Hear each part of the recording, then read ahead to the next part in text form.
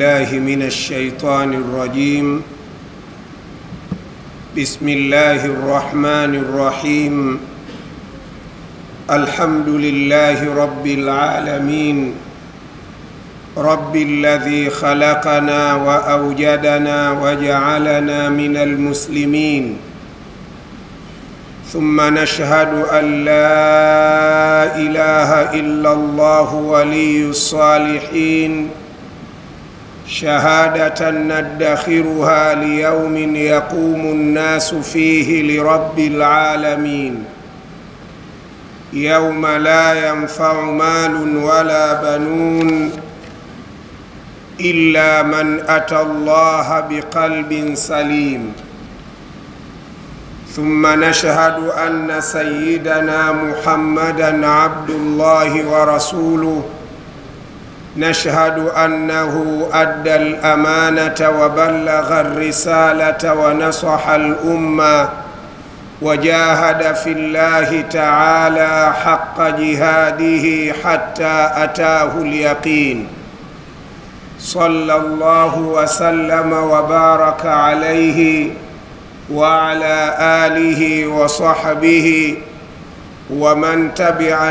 ومن سلك نهجه إلى يوم لقائه. أما بعد، قال رسول الله صلى الله عليه وسلم: إن أحسن الحديث كتاب الله تبارك وتعالى، وخير الهدي هدي نبينا محمد صلى الله عليه وسلم، وشر الأمور محدثاتها، وكل محدثة بدعة، وكل بدعة ضلالة، وكل ضلالة في النار.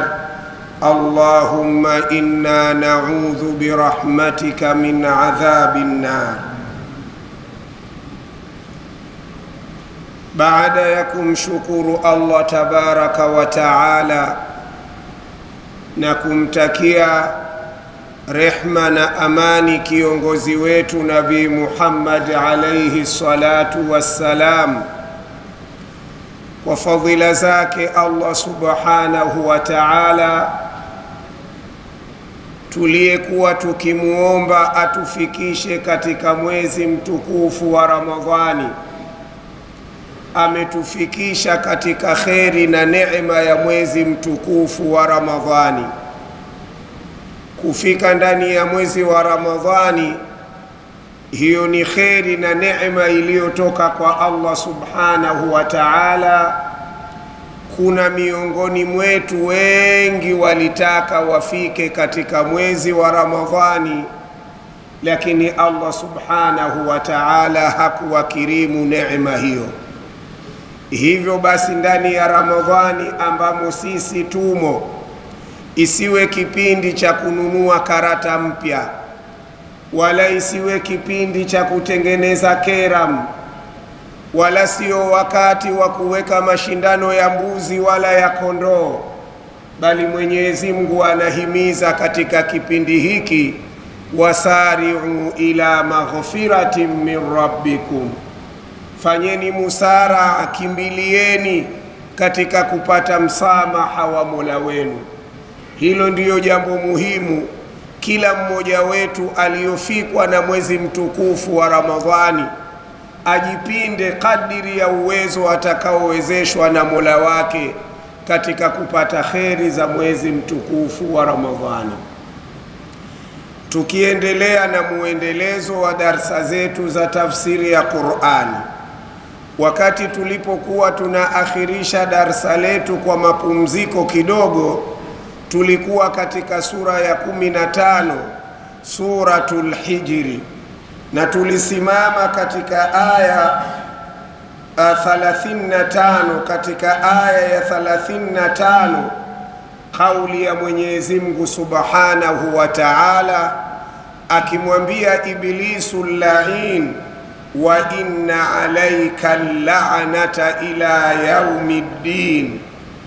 Baada ya Ibilisi kutokutii amri za Mola wake, amri iliyokuwa inamtaka amuamkie na kumpa heshima baba wa wanadamu Nabii Allahi Adam alayhi salam, na yeye Ibilisi kujiona ni bora, yuko tayari kupoteza neema alizopewa na Mola wake, lakini asiondoke katika nafasi aliyokuwa akihisi kwamba yeye ndiyo mbora kuliko kiumbe chochote. Mwenyezi Mungu alimwambia fakhruju minha, basi toka katika kheri ambazo wewe ulikuwamo ndani yake, fa innaka rajim, kwani wewe umefukuzwa na kuweka mbali na rehema za Mola wako.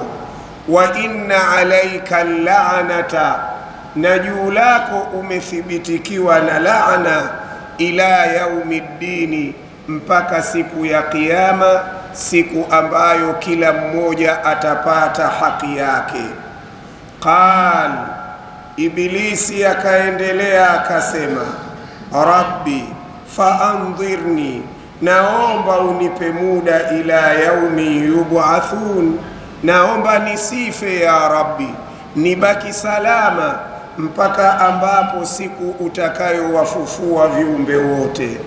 Qal, Allah akamjibu, fa innaka minal mundharin, wewe ni miongoni mwa watakaopewa muda wa kuishi, lakini ila yaumil waqtil ma'lum, mpaka siku na wakati maalum, sio kama unavyotaka kukwepa kufa. Utakufa, lakini kwa siku ambayo Mola wako subhanahu wa ta'ala atakuwa amekukadiria. Qal, Ibilisi akasema, Rabbi bima aghawaitani, kwa sababu ya wewe kunijaalia mimi na kunihukumia mimi kuwa nimepotea, sitakubali kupotea peke yangu, sitakubali kuangamia peke yangu. La uzayyinanna lahum fil ardi, nitawapambia hao wanadamu katika ardhi yale mabaya, yale maaswi, yale yasiyofaa, watayaona mazuri na ndio watakayoyapapania. Wala uhuiyannahum ajma'in, na nitawapoteza wote, illa ibadaka minhumul mukhlasin, isipokuwa waja wako ambao wewe umewatakasa na kuwavua na kuwachagua kwamba hao ni waja wako. Hapa ndipo tulipokuwa tumesimama katika darsa lililokuwa limetangulia.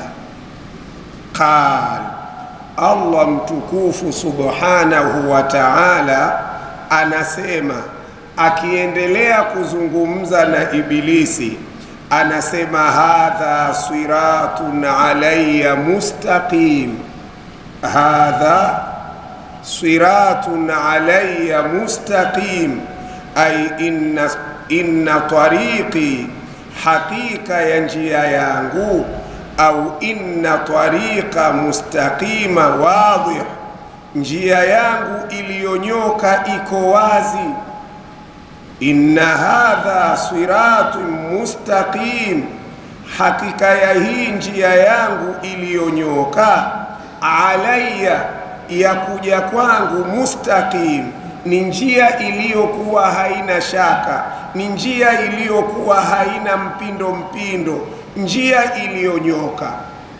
Kwa ufupi, Mwenyezi Mungu anakusudia kusema hapa, hadha siratun alayya mustaqim, ay hadha tariqun mustaqimun wadihun, hii ni njia iliyonyoka, njia iliyokuwa wazi kabisa.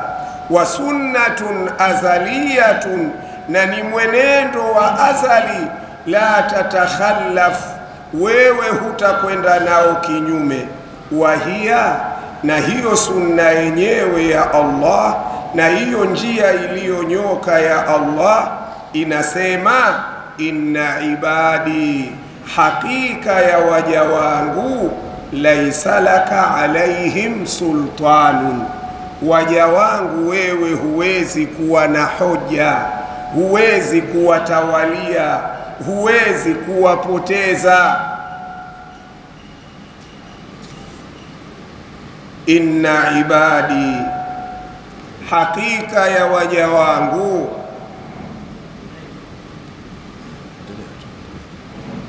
inna ibadi, hakika ya waja wangu, laisa laka alaihim sultanun, wewe huna mamlaka, wewe huna madaraka ya kuwafanya chochote.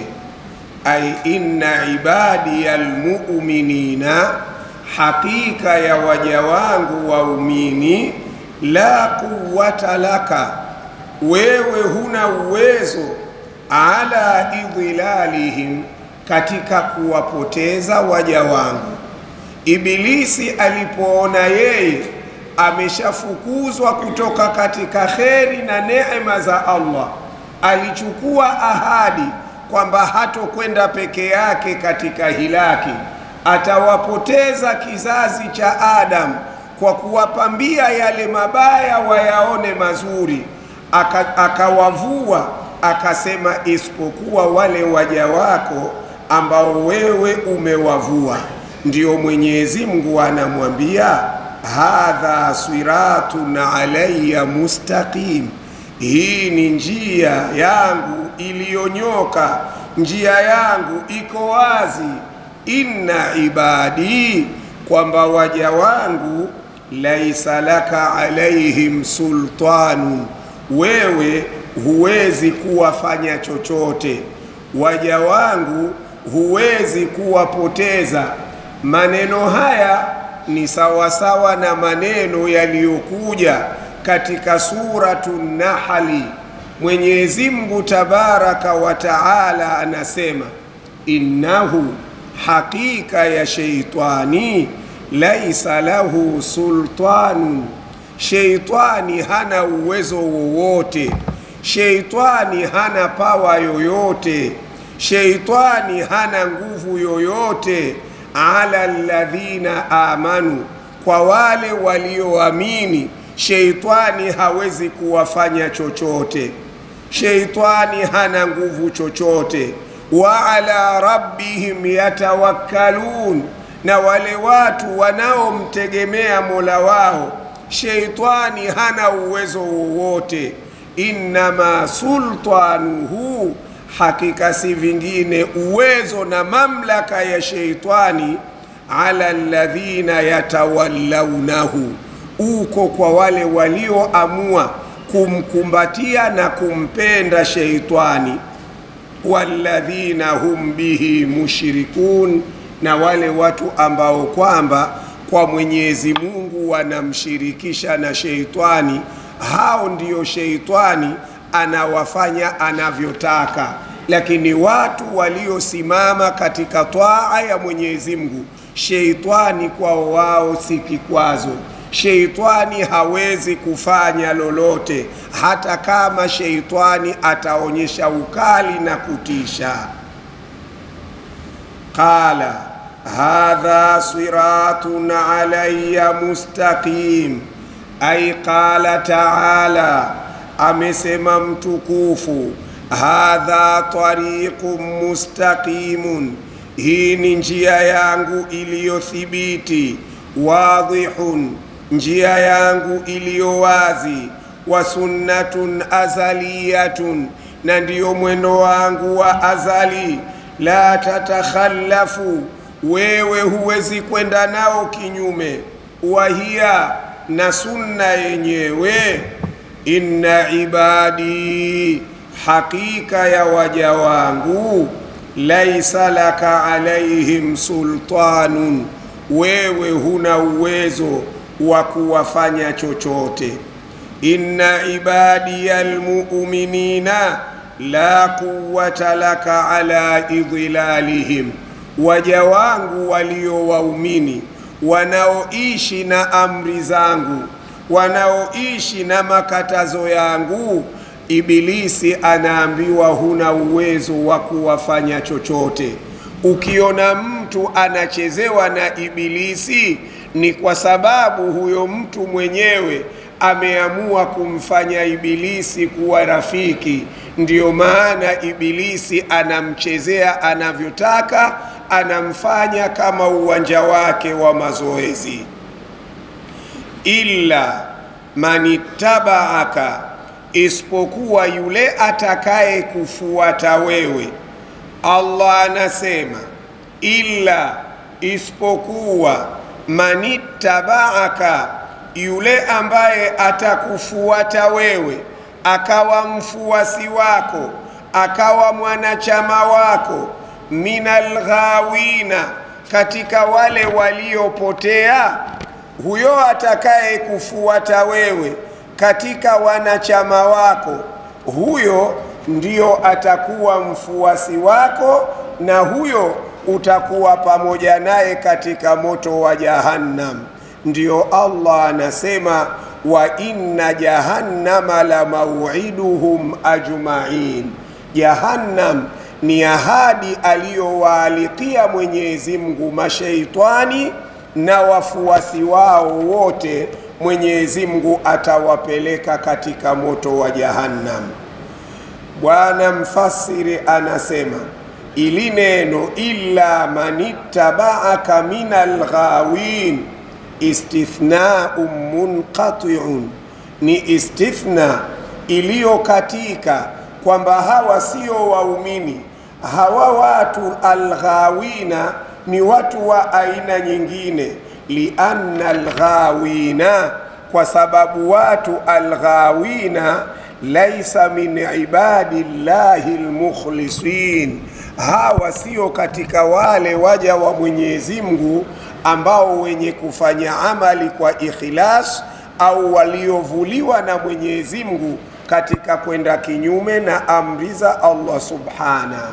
Wal maana ya aya lakin man aghawa, lakini yule aliyepotea, wadhalla, akaacha njia ya sawasawa, minal kafirina, katika makafiri, falaka alaihim tasallutun, wewe kwa watu hao una tasalluti na uwezo, utafanya unavyotaka. Lianna shaitana, hakika si vingine shaitani, innama yatasallatu, shaitani anakuwa na nguvu, ala asharidina anillahi, kwa wale waliotoka na kuikimbia taa ya Mwenyezi Mungu. Kama yatasallatu dhibu ala sharidati minal qati'i, kama anavyokuwa jasiri mbwa mwitu kumkamata mbuzi aliyojitenga na kundi lake. Na sheitani anamtia mikononi yule mtu aliyoamua kwenda kinyume na maelekezo na mafunzo ya Mola wake. Huyo sheitani anajifaragua na anakuwa na uwezo wa hali ya juu. Allah anasema wa inna jahannama, na hakika ya moto wa Jahannam, la maw'iduhum ajma'in, ni ahadi anayoiweka Mwenyezi Mungu kwa mashaitani na wafuasi wao wote. Ay maw'idu iblis wa atibaihi, ni ahadi aliyoalikiwa Ibilisi na wafuasi wake jamia. Allah anasema laha sab'atu abwabin, Jahannam ina milango 7 au ina darakati 7. Li jahannama sab'atu abwabin, Jahannam ina milango 7. Yadkhuluna minha, wataingia watu wa motoni kupitia milango hiyo. Likathuratihim, kwa sababu ya uwingi wao ndio wamewekewa milango mingi. Waruya, pamepokelewa hadithi, an Ali, kutoka kwa Sayyidina Ali, annaha, kwamba hii abwabu atibaku, ni zile darakati katika Jahannam. Tabaqun fawqa tabaqin, daraja juu ya nyingine. Wa annaha darakatun ba'dhuha, baadhi yake ashaddu min ba'dhin, inakuwa ngumu zaidi inakuwa yenye shida zaidi, inakuwa yenye matatizo zaidi kuliko ile daraja jingine. Likulli babi minhum, kila mlango katika milango ya motoni, minhum, katika hao makafiri na mauswati, juz'un maqsum, kuna watu wake maalumu watakaopita katika mlango huo. Washirikina watakuwa na mlango wao, wazinifu watakuwa na mlango wao, wanaofanya liwati watakuwa na mlango wao, watu wa bongo flavor watakuwa na mlango wao, wenye taarabu live watakuwa na mlango wao. Kila mmoja, likullin, kila mmoja minhum, katika wao atakuwa na mlango unaomhusu. Juz'un maqsum, ay likulli jama'atin min atba'i ibilisi, kila kundi katika wafuasi wa Ibilisi, babu muayyanun ma'lumun, atakuwa na mlango ulioainishwa wenye kujulikana. Qala Ibn Kathir, Ibn Kathir anasema kullu yadkhulu min babin bihasabi amalihi, kila mmoja ataingia motoni kupitia mlango unaolingana na maasi yake. Wayastaqiru fi darakin biqadri amalihi, na atakaa katika darakati za Jahannam kulingana na amali alizozifanya katika dunia hii. Kwa hivyo kila mtu atakwenda katika Jahannam kulingana na maasi aliyoishi nayo katika dunia. Baada ya kumzungumza Allah Ibilisi na wafuasi wake, bila shaka waumini wamejawa hofu. Allah subhanahu wa ta'ala analeta tumaanina kwa waumini, anasema innal muttaqina, hakika ya wale watakaoishi na takwa ya Mwenyezi Mungu. Innal muttaqina, hakika ya wacha Mungu, fi jannatin wa uyun, wacha Mungu siku ya kiyama watakuwa katika mabustani na chemchem. Fi jannatin wa uyun, watakuwa katika mabustani na chemchem zenye vinywaji aina tofauti tofauti.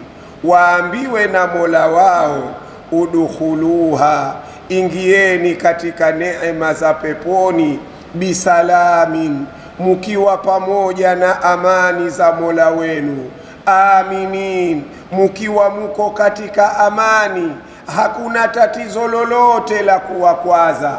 Watu wenye kuishi na takwa, Mwenyezi Mungu atawapeleka peponi. Na neno hili la takwa ndiyo neno ambalo katika funga aliyoifaradhisha Allah subhanahu wa ta'ala, kama kwamba alichokikusudia ndani ya ibada ya funga, la'allakum tattaqun, ili mupate kuwa wacha Mungu. Na ucha Mungu nini? Imtithalu awamirillah. Ucha Mungu nini? Ijtinabu manaha Allah. Ucha Mungu ni kushikamana na amri za Mwenyezi Mungu. Ucha Mungu ni kuyaepuka makatazo ya Mwenyezi Mungu. Basi kama kwamba Ramadhani sababu ya kuletwa kwake, Mwenyezi Mungu anataka tufike hapo katika ucha Mungu, kwa sababu mwanadamu bila ya ucha Mungu hawezi kufanikiwa duniani, bila ya ucha Mungu hawezi kufanikiwa akhera. Ucha Mungu kama kwamba Mwenyezi Mungu subhanahu wa ta'ala ndiyo ameyafunga mambo yote, huwezi kufanikiwa isipokuwa uwe mcha Mungu. Wanasema wanawazuoni, kad jamaa, amekusanya Mwenyezi Mungu, fitakwa, katika sifa ya ucha Mungu, jamia alkhairati, kheri zote zinapatikana katika ucha Mungu.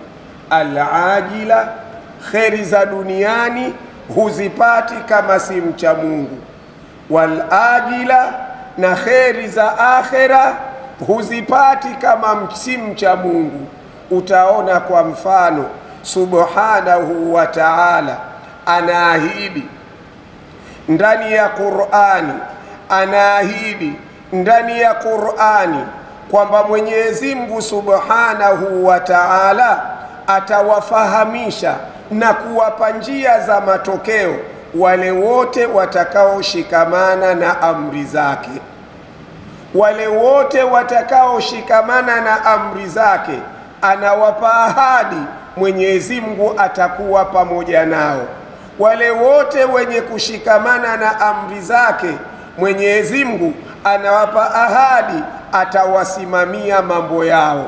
Mara nyingi huwa tunasoma kauli ya Mwenyezi Mungu, ya ayyuhalladhina amanu taqullaha, mulioamini muogopeni Allah subhana, wa qulu qawlan sadida, alafu semeni maneno anayoyaridhia na kuyapenda Allah subhanahu wa ta'ala. Mukifanya hivyo yuslihi lakum a'malakum, katika maisha yenu ya dunia mambo yenu yote atayasimamia Allah. Kama unafanya biashara, mdhamini wako atakuwa Allah. Kama utakuwa katika ofisi, mdhamini wako atakuwa Allah. Kama utakuwa na watoto, mdhamini wa malezi ya watoto wako atakuwa Allah. Kama utakuwa na mke, mdhamini wa kuitunza ndoa yako atakuwa Allah. Kama utakuwa na shamba, mlinzi wa shamba lako atakuwa Allah. Kama utakuwa katika madaraka yako atakuongoza Allah. Yuslihi lakum a'malakum, mambo yenu yote atayasimamia Allah mtukufu subhanahu wa ta'ala. Lakini katika aya nyingine subhanahu wa ta'ala anasema kupitia uchamungu, ya ayyuhalladhina amanu taqullaha, shikamaneni na takwa ya Allah, yaj'al lakum furqana, Mwenyezi Mungu atawajaalieni kila mahala ambapo mutahisi pana vikwazo, basi Mwenyezi Mungu atawapa njia ya kutokea. Tatizo lolote lile Mwenyezi Mungu atakupa njia ya kutokea. Anachotaka wewe uishi na takwa ya Mwenyezi Mungu subhana. Lakini vile vile kupitia takwa Mwenyezi Mungu amechukua ahadi, anatuambia wa in minkum, hakuna hata mmoja katika nyinyi wanadamu, illa wariduha, isipokuwa atapita katika jahannam. Si kwa maana ya kuchomwa, atapita katika jahannam, katika ile barabara ya Sirata. Anasema kana ala rabbika hatman maqdiya, suala la watu kupita katika jahannam ni suala lililokwisha kuhukumiwa na Mola wako. Kila mmoja wetu atapita katika jahannam. Kitakachofuata nini?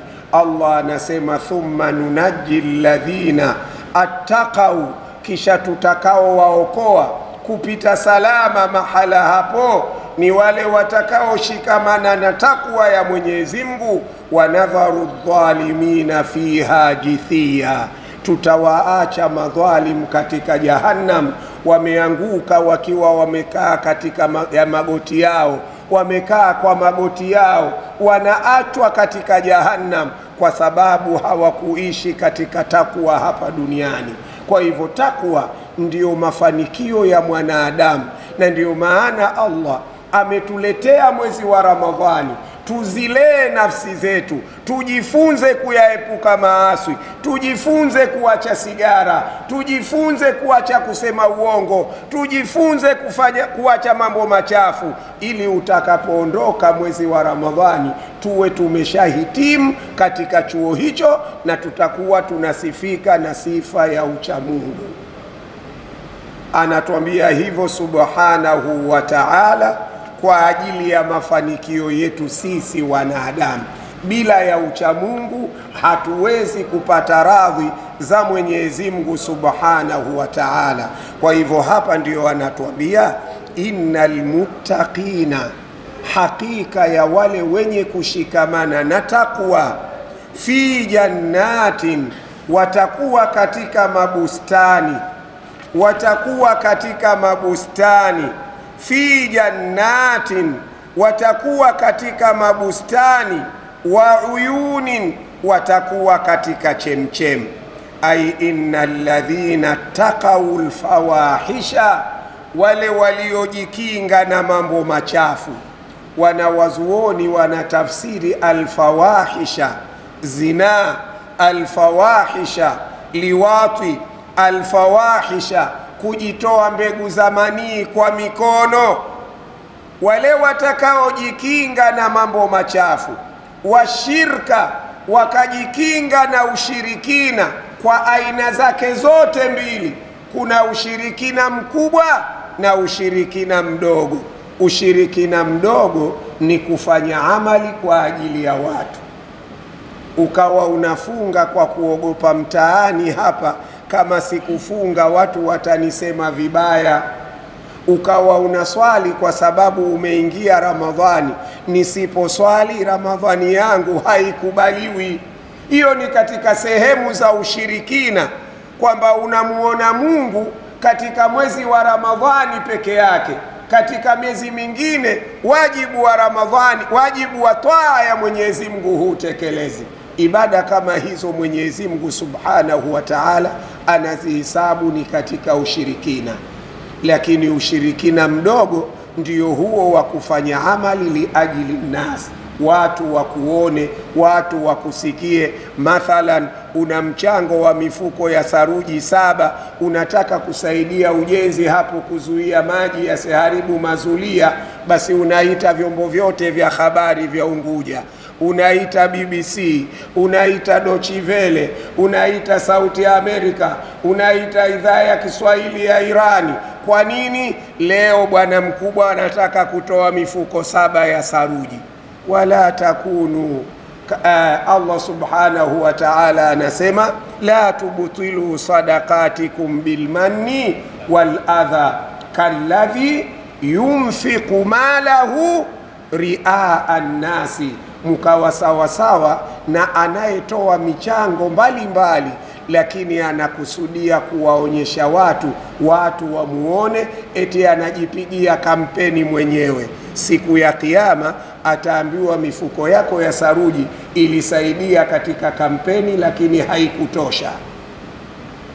Tunakwenda pamoja? Tayeb. Kwa hivyo, innal ladhina taqawul fawahisha, hakika ya wale waliojikinga na mambo machafu wakaacha zina.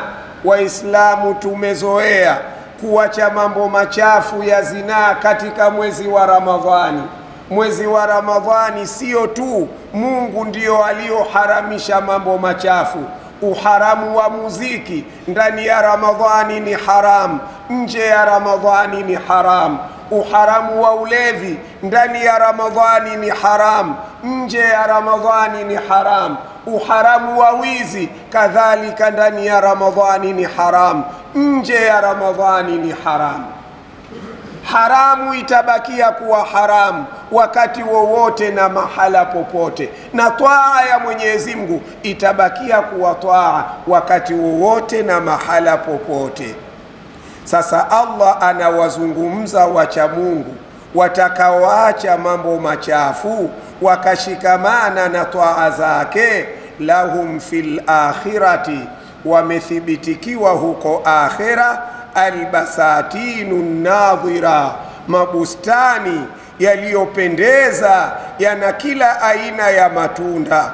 Waluyunu almutafajjira, na chemchem zenye kufufurika. Bilmai wasalsabil walkhamri walasali, kama ilivyokuja katika suratu Muhammad. Anasema subhana, mathalul jannati allati wu'ida almuttaqun, mfano wa pepo walizoahidiwa wacha Mungu. Fiha anharun, ndani yake muna mito. Mimmain ghairi asinin, kuna maji ambayo hayaharibiki wala hahitaji kutia dawa. maji hayo ni safi toka asili ya maumbile yake. Wa anharum min labanin, peponi kuna mito ya maziwa, hakutakuwa na sababu ya kukama ng'ombe na kuongeza maji. Lam yataghayyar ta'amuhu, maziwa hayo ladha yake haikuwa yenye kuharibika. Wa anharum min khamrin ladhatin lisharibin, kutakuwa na mito vile vile ya kujitipa. Wale vijana wanaopenda vimaji watayakuta maji hayo huko peponi, lakini wameharamishiwa hapa duniani wasinywe. Na maji ya huko hayapelekei kutukana, maji ya huko hayapelekei kumwagika mikojo bila ya kuelewa, maji ya huko hayapelekei mtu kuumwa kichwa. Maji ya huko ni ladha tupu na starehe tupu. Ukitangulia kunywa hapa, huko utakuwa wendi kupewa, labda uanze kutubia kabla hujafika huko. Kuna anharum min khamrin ladhatin lisharibin wa anharum min asalin musaffa, kuna mito ya asali iliyosafishwa. Walahum fiha min kulli thamarati, lakini watu wa peponi wakiwa peponi watapata kila aina ya matunda. Na hapa ndipo tunaposema mwili jamani sio mapembe, mwili ni matunda, ndiyo yanaojenga mwili. Bahati mbaya katika zama zetu mapembe ndiyo imekuwa tegemeo kuliko matunda. Angalia vyakula vya peponi hapo, Mungu hajasema kuna basmati huko, wala Mungu hajasema kuna ngano huko. Allah amesema kuna matunda, ndio vyakula vya peponi na ndio vyakula vinavyoujenga mwili wa mwanadamu. Lakini leo itafute ndizi ya pukusa 1,500, itafute ndizi ya mzuzu 1500 dole, nenda ukalitafute papaye subhana ulinunue kwa pesa ya kigeni, na hiyo pesa ya kigeni yenyewe kuipata mashaka. Mtihani huo, inaweza ikafika nusu mwaka hujala papaye kama linalimwa India. Tayyib. Wa anharum min asalin musaffa walahum fiha min kulli thamaratin wa maghfiratun min rabbihim. Lakini kubwa kuliko yote, watu wa peponi wanaingia peponi hali ya kuwa wamepata msamaha unaotoka kwa Mola wao. Hili ndiyo jambo kubwa kabisa. Kaman huwa khalidun fi nnar wasuqu ma'an hamima faqatta'a am'aahum, hivi watu watakaoishi katika neema hizo wawe sawa na wale watakaoingia katika moto wa Jahannam, alafu wakawa wananywishwa maji ya moto yakakata chango zao, alafu yakatoka matumbo na vinyesi vyake, ndio ikawa juisi ya watu wa motoni. Itakuwa sawa na watu wa peponi? Jawabu, haitakuwa sawa. Allah subhanahu wa ta'ala anawaamrisha wapenzi wake, udkhuluha, ingieni katika pepo, bisalamin aminin, kwa salama, kwa amani, musiwe na hofu na wasiwasi. Ayuqalu lahum udkhulul jannata salimina, ingieni peponi hali ya kuwa mko salama. Min kulli al-afati, hamtapata maafa yoyote. Aminina minal mauti, hamtakufa tena. Wa min zawali hadha an-naim, na wala neema hizi hazitaondoka tena hapa duniani. Hata kama utakuwa na cheo kikubwa cha aina gani, lakini kuna mambo mawili yanatisia cheo chako. Jambo la kwanza, ile neema inaweza ikakuondokea. Wangapi walikuwa matajiri leo wamefilisika, wanauza makozi.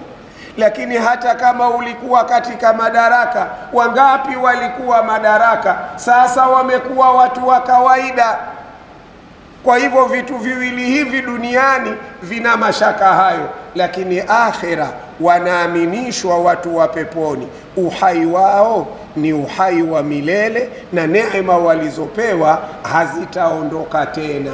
wao ni maisha hayo ya kustarehe na kuenjoy. Lakini hapa Mwenyezi Mungu hajatutajia kitu kimoja kinachokamilisha kuenjoy peponi: matunda, juisi, soda, khumuri na kadhalika. Lakini walahum fiha azwajun mutahharatun, peponi watapata wake hao mutahhara, wametwaharishwa katika kila kitu, hawana maneno machafu hao, wametwaharishwa wanawake hao, hakuna kunuka kupuu huko, wametwaharishwa wanawake hao, hakuna dharura zile za kila mwezi kupumzika, likizo ya lazima, hakuna, ni starehe tupu. Uruban atraba, ni wanawake wazuri makamo mamoja na waume zao, watakuwa wanaenjoy. Hizo ni katika neema alizoziandaa Mwenyezi Mungu kwa watu wa peponi. Allah anasema wanaza'ana ma fi sudurihim min ghillin. Hapa duniani kibinadamu unaweza ukawa unafanya ibada, ukawa mtu mzuri sana, lakini ndani ya moyo wako mkawa na chembe chembe wewe na mwenzio fulani, ikawa moyo wako hauko sawa naye, kuna jambo kakufanyia, pamoja na kwamba mnakutana assalamu alaikum wa alaikumussalam, mnapanga, lakini ndani ya moyo wako kuna jambo fulani. Mwenyezi Mungu anasema kuhusu peponi, wanazaana, tutaondosha ma fi sudurihim, yale makwarukwaru yaliyokuwamo ndani ya nyoyo zao hapa duniani, min ghillin, katika chuki, katika shakhanaa, magomvi, yote yaliyokuwapo duniani Mungu atayaondoa kwa watu wa peponi. Watakuwa wanaishi vizuri kabisa, ikhwanan, hali ya kuwa ni ndugu, ala sururin, watakuwa katika vitanda au makochi, mutakabilin, vile vitanda vitakuwa vimeelekeana, watu wanaenjoy, watu wanastarehe, watu wananeemeka. Lakini neema hizi ndugu zangu zinapatikana hapa duniani, kwa maana ujipinde hapa duniani. Usilale mwezi huu wa Ramadhani, pumzika tu kidogo mwezi huu wa Ramadhani, usipite bila ya kusoma Qur'ani. Mwezi huu wa Ramadhani Mtume katuhimiza mambo manne, yasije yakakukosa mambo manne hayo. Kila wakati ukiswali swala ya dhuhuri ukimaliza yalete, ukiswali swala ya alasiri ukimaliza yalete, ukiswali swala ya magharibi ukimaliza yalete. Maneno gani hayo? Ashhadu an la ilaha illa Allah, la kwanza hilo. Neno la pili, nastaghfirullah, naomba msamaha ya Allah. Neno la pili, nas'aluka aljanna. Neno la tatu, na kuomba pepo. Na neno la nne, wa na'udhu bika minan nar. Ndio zile nyiradi tunazosoma wakati wa swala za tarawih. Maneno yale ambayo tunayaimba katika tarawehe ni hadithi, imo katika Sahihu Ibn Khuzaima. Mtume anasema haya maneno manne yasikupiteni, wakayaweka wanawazuoni kwa njia kama ya wimbo vile, ili uone raha katika kuyaimba kwake. Ndio nashhadu an la ilaha illa Allah, nastaghfirullah, nas'aluka aljannata ilahi wa na'udhu bika minan nar. Allahumma innaka afuun tuhibbul afwa fa'fu anna ya karimal afw. Maneno haya Mtume sallallahu alayhi wasallam anawahusia masahaba, anawahusia Waislamu katika mwezi huu wa Ramadhani wayakithirishe sana, iwe baada ya swala hata kabla ya swala. Sema maneno haya, na huu ndio wakati wa kupata tiketi za kwenda peponi. Lianna abwabul jannati maftuha, milango ya pepo imefunguliwa, na abwabu nirani maghluqa, milango ya motoni imefungwa. Lakini si hivyo tu, ili kukuwezesha kuipata pepo, ili kukuwezesha kuepukana na moto, wasufidati shayatin. Ndio maana unasikia bongo flavor hazipo, vibwengo wamefungwa Usifikiri watu hawapigi mziki kwa sababu ya uchamungu hivyo. Labda watu wamekuwa wachamungu ndio wameacha kupiga mziki. Wale ni mashaitani. Mungu kawazuia wasipige mziki ili wewe upate kufanya ibada zako kwa wasaa. Na kama unabisha, subiri ile inayoitwa mwezi mosi, ambayo wametunyang'anya sikukuu yetu Waislamu, wameichukua watu wa muziki. Ikifika tarehe 25 ya mwezi wa Ramadhani, utaanza kuwasikia katika redio zao za nikupe zile. Atakuja mwanamuziki mashuhuri kutoka Bongo, kiingilio kitakuwa shilingi 10,000 wewe na mpenzi wako. Watu 200 wa mwanzo kutakuwa na chupa 2 za bia, kila mtu na mpenzi wake. Mashaitani washakuwa wanakaribia kukata kamba. Ukisikia matangazo hayo yanaanza, elewa mashaitani washakuwa wanakaribia kukata kamba. Wala usifikiri watu wanaacha kuimba mimbo mwezi wa Ramadhani eti kwa sababu ya uchamungu. Ni mashaitani Mungu amewafunga. Kwa hivyo chukua nafasi hiyo, ikiondoka Ramadhani wewe uwe ushahukumiwa min ashabil janna. Tunakwenda pamoja ikhwanan ala sururin mutakabilin. Anasema Imamu Mujahid, la yandhuru ba'dhuhum ila kafa ba'dhin. Watu wa peponi hawatapeana migongo, waangaliane nyuma ya migongo. Wakikaa wote watakuwa wanaangaliana. La yamassuhum fiha nasabun. Wakiwa peponi hawatofikwa na tabu yoyote. Hawachoki, hawatoki jasho la kukera, wala hawatolazimika tena kwenda kutafuta masabuni na kadhalika. Hapana. La yamassuhum fiha nasabun wama hum minha bimukhrajin. Hili ndio zuri zaidi katika neema hizi. Tukisha kuingia, Allah anatuhakikishia hatutatoka tena. Allahumma ja'alna min ashabil janna. Wama hum minha bimukhrajin. Allah tabaraka wa taala katika aya inayofuata, sababu nuzuli, ruya anna nabiyya sallallahu alayhi wasallam, pamepokelewa kwamba mtume sallallahu alayhi wasallama kharaja ala sahaba, alitoka kuwatokea masahaba zake, wahum yadhahakuna, wakiwa wamefurahi wanacheka. Faqala, mtume akasema kama kuwatisha vile, atadhahakuna, nyie mnakaa mnacheka, mnashughulika na vicheko, hamfikiri kwamba mnakokwenda baina aidikumul jannatu wan nar, huko mnakokwenda kuna pepo na pepo inataka kupiganiwa, sio watu kucheka cheka. Moto, watu ili wauepuke moto lazima wajipinde katika twaa. Neno hili alipolisema bwana mtume, maswahaba wake wakawa wameingiwa na huzuni. Itakuwaje siku ya kiyama?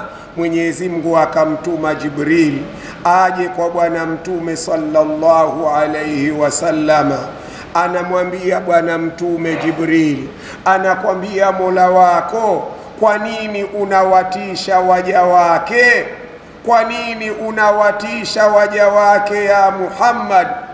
Mwenyezi Mungu Mola wako yeye ni msamehevu na mrehemevu, usiwatishe waja wake.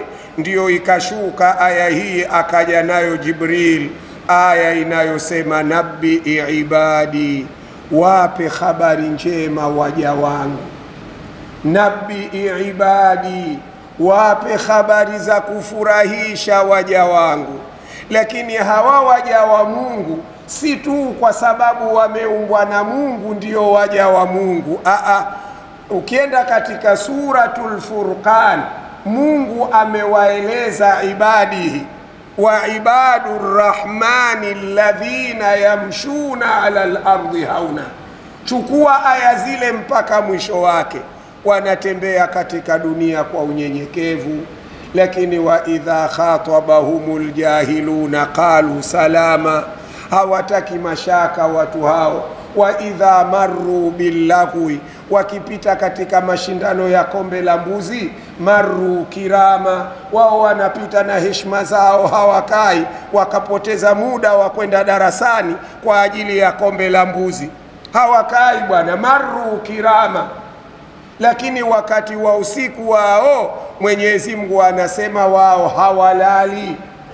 Wakati wa usiku yabituna lirabbihim sujadan wa qiyama, wanapitiwa na usiku kwa ajili ya kutafuta radhi za Mola wao, wakiwa katika sijida, wengine wako katika visimamo. Sasa hawa ndio waja wa Mwenyezi Mungu.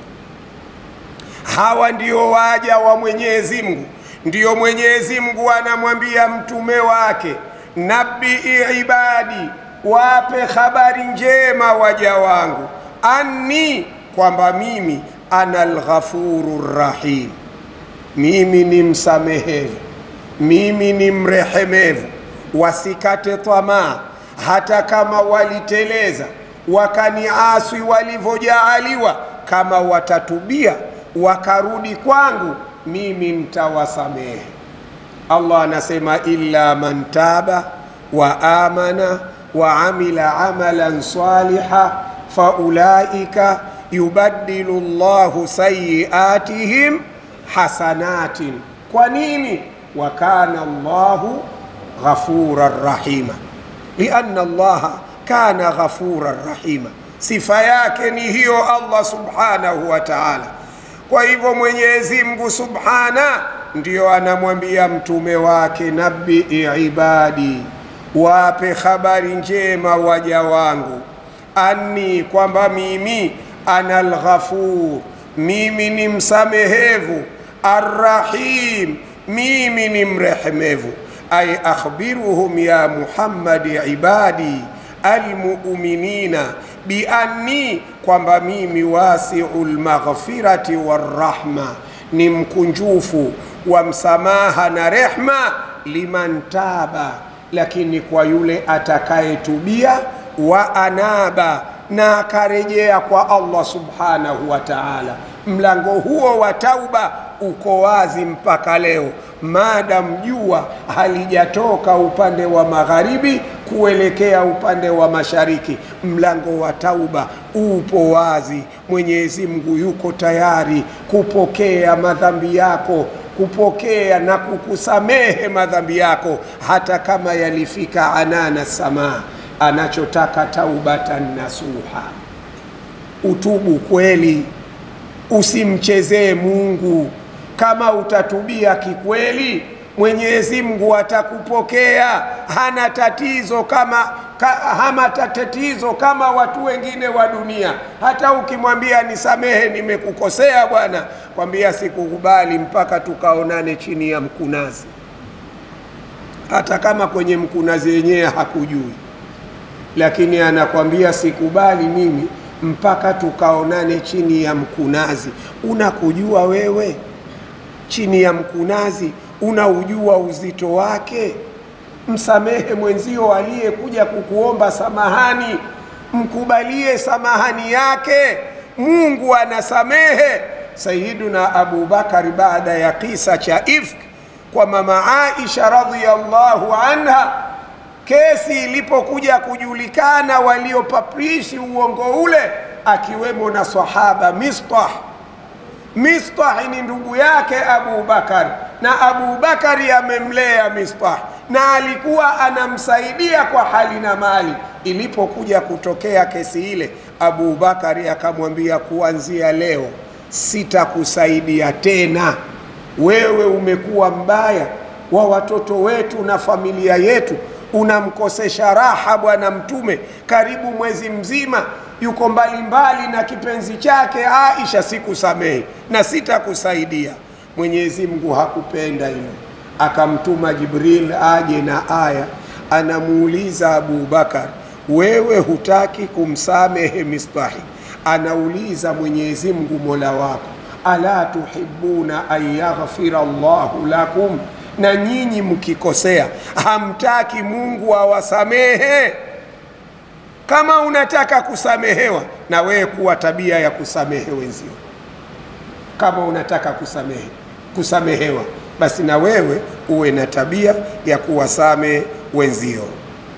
Nabi ibadi, waambie habari njema waja wangu, anni, kwamba mimi ana al-ghafurur rahim, wa anna adhabi, na kwamba adhabu zangu mimi huwa al-adhabul alim, ni adhabu zenye kuumiza. Katika suratu Ghafir anasema ghafiru dhambi wa qabilu taubi shadidul iqabi. Yeye Allah sifa zake ghafiru dhambi, anasamehe kwa mtu anayetaka samahani.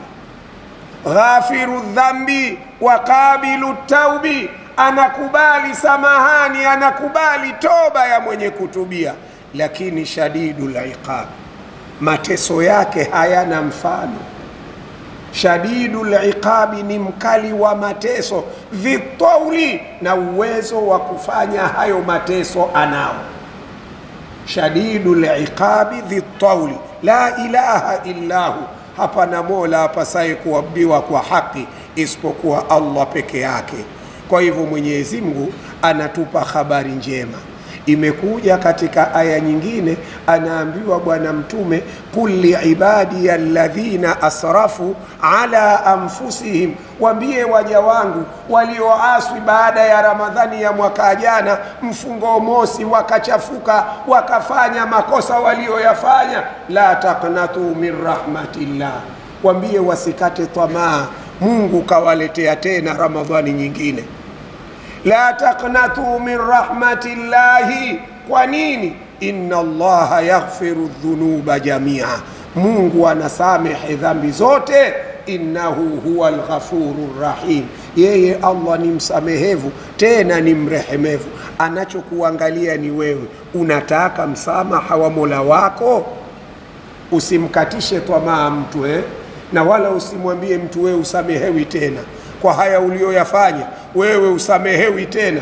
Kama tulivyo sasa katika dunia ya leo, mashehe tumekuwa ndio tunaotoa pepo, au mashehe zetu wamekuwa ndio wanaotoa pepo na kuwatia watu motoni na kuambia wewe ukifanya hivi upati chochote, wewe ukifanya hivi huna chochote. Yani watu wamechukua nafasi ya Allah subhanahu wa ta'ala. Hapana, tusikatishane tamaa, na wala wewe mtu asikukatishe tamaa, kwa sababu asikukatishe mtu tamaa. Mtume sallama anasema, inna ahadakum, mmoja wenu, la ya'malu bi'amali ahli an-nar, anaweza akafanya amali na matendo ya watu wa motoni, hata la yakuna bainahu wa bainaha illa dhiraun, amefanya miji dhambi mpaka yeye na moto ni bado dhiraa moja tu, kama kwamba afe tu aingie motoni. Lakini fayasbiqu alayhi alkitabu fayamalu bi'amali ahli aljanna fayadkhuluha, inaweza kikaja kikamtangulia kile kitabu chake cha azali, anageuka mara moja. Jamani, fulani si alikuwa mlevi, anakoga, sio kukoga, alikuwa anaingia ndani ya chupa yenyewe ya bia, umtizame umo ndani. Lakini sasa hivi subhanallah, masha Allah, yuko msikitini wakati wote, itikafu wakati wote, analeta dhikri wakati wote, analeta tasbihi. Baada ya wiki 2-3 unakuja kuambiwa yule fulani, bwana, inna lillahi wa inna ilaihi raji'un. Kinachoangaliwa ni nini? Khatima. Sawa kinachoangaliwa ni khatima, mwisho. Kwa hivyo usimkatishe mtu tamaa, na wala wewe usijipe matumaini ya 100%. Ninaswali sana, ninasimama sana usiku, ninafunga sana za sunna. Hujui, we muombe Mungu tu akubakishe hapo hapo, lakini usijikatie tamaa ukasema mie tena na ngoja kuingia peponi tu.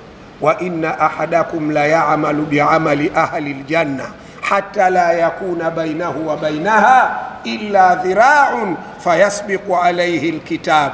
Anaweza mtu akabadilika mara moja, mtu wa ibada, watu wote wakashangaa, akaja akawa na mambo, watu wote wakashangaa.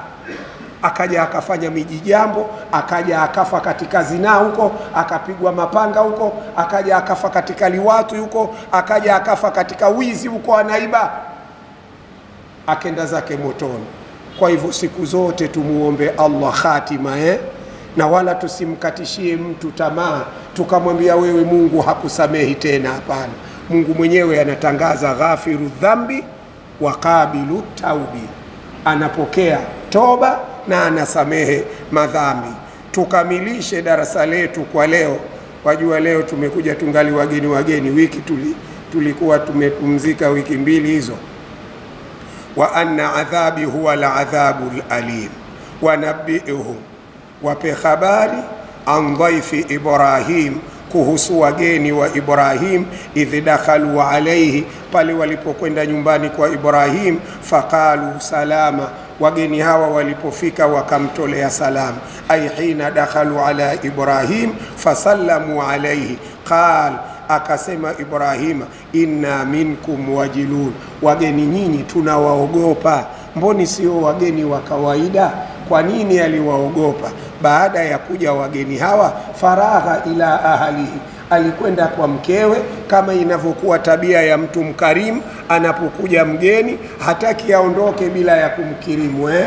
Faragha ila ahlihi wajaa biijlin samin faqarrabahu ilaihim, akawambia karibuni, kuleni. Wale malaika wamekaa tu, akawauliza ala taakulun, nyie hamli?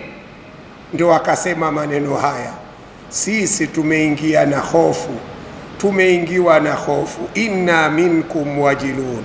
Qalu, malaika wakamwambia, la taujal, usiwe na hofu, usiwe na wasiwasi. Inna nubashiruka, sisi ni wageni tuliokuja kukupa habari njema, bighulamin alim, kwamba utapata mtoto ambaye ni mwana wazuoni, mjuzi, tena ni mtume. Wasi'ul ilmi adhimu dhakai, atakuwa na ufahamu mkubwa kabisa. Wanawazuoni wengine wanasema huyu alikuwa ni Ishaqa, wengine wanasema alikuwa Ismail. Qala, Ibrahima akasema, abashartumuni, inakuwaje munipe habari, ala amasani alkibaru, ukizingatia mimi nishakuwa kikongwe, mtu mzima kibinadamu, katika umri kama wangu si rahisi kupata mtoto. Kwa hivyo kuja kunipa habari za mtoto, hebu niambieni vizuri itakuwaje? Abashartumuni ala amasani alkibaru fabima tubashirun, kwa vigezo gani mpaka mnanipa habari njema? Ay qala Ibrahim, abashartumuni bilwaladi ala halati alkibari walharam, nishakuwa mtu mzima kikongwe, fabi ayi shay'in tubashirun? Qala dhalika ala wajhi taajubi wal istibadi. Ibrahim alisema hivi kama mwanadamu kwa njia ya mshangao na kuliona ili jambo la maajabu la mbali. Umri kama huu kupata mtoto sio ya kawaida, sawa? Sio ya kawaida kupata mtoto. Qalu, malaika wakamwambia, basharnaka bilhaqi, hizi taarifa ni za kweli, hizi ni habari za kweli, hizi ni habari za uhakika. Fala takun minal qanitin, katika maisha yako yote usiwe miongoni mwa wenye kukata tamaa. Kukata tamaa ni haramu. Fala takun minal qanitin. Vijana wa leo wanasema pambana, hata kama ajira hakuna, pambana, uza makozi. Hata kama ajira hakuna, uza madagaa. Usingoje tu kwa sababu umepewa lile karatasi ukaambiwa una digrii ukadhani utapata kibarua cha digrii. Nenda kachukue vibua uuze. Wala takum minal qanitin, haram kukata tamaa. Sikate tamaa, Muislamu kukata tamaa ni haramu, hakuna kukata tamaa. Qala Ibrahima anawajibu wajumbe, anasema, waman yaqnatu min rahmati rabbi, unafikiri nani anaweza kukata tamaa kwamba hatopata rehema za Mola wake? Illa dhallun, ukimwona mtu anakata tamaa ujue mtu huyo kapotea, mtu wa Mungu hakati tamaa, hakati tamaa. Kwa sababu gani hakati tamaa? Yuko pamoja na Allah. Unakataje tamaa wakati yuko pamoja na Allah? Angalia wakati mtume anatoka Maka anakwenda zake Madina akiongozana na Abu Bakar, wako katika ghari Thaur. Abu Bakar anaziona nyayo za makafiri, anasema Abu Bakar kama ataangalia mmoja wao chini ya nyayo zake, ya Rasulullah la raana, atatuona. Mtume anamwambia Abu Bakar, vipi dhana yako kwa watu wawili ambao watatu yao ni nani? Allah subhanahu wa ta'ala. Hapana kukata tamaa, hawatuoni hao. Idh qala li sahibi la tahzan inna Allaha ma'ana. Tusimame hapo Qala wa man yaqnutu min rahmati rabbih illa dhallun, isipokuwa wale waliopotea. Allahumma ya Rabbi, usitujalie sisi katika waliopotea. Tunakuomba ya Allah utujalie sisi wenye kutaraji radhi zako, na watakaopata radhi zako, na watakaopata pepo zako, na watakaoingia peponi bighairi hisab. Ya Rabbi, tunakuomba zikubali ibada zetu pamoja na mapungufu yake ya Allah. Zikubali funga zetu, zikubali sadaka zetu, zikubali futari zetu. Tusamehe makosa yetu, lakini wasamehe na wazazi wetu ya arhamar rahimin.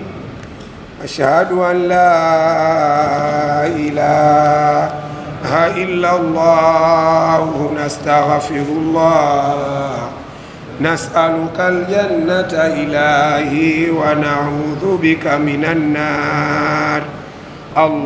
Allahumma innaka afuwun tuhibbul afwa fa'fu anna ya karim al-'afw.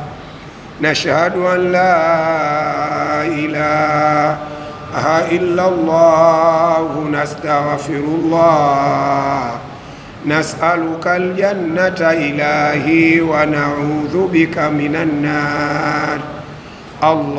Allahumma innaka afuwun tuhibbul afwa fa'fu anna ya karim al-'afw.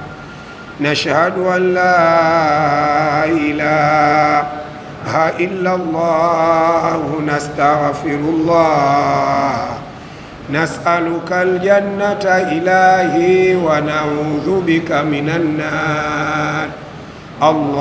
Allahumma innaka afuwun tuhibbul afwa fa'fu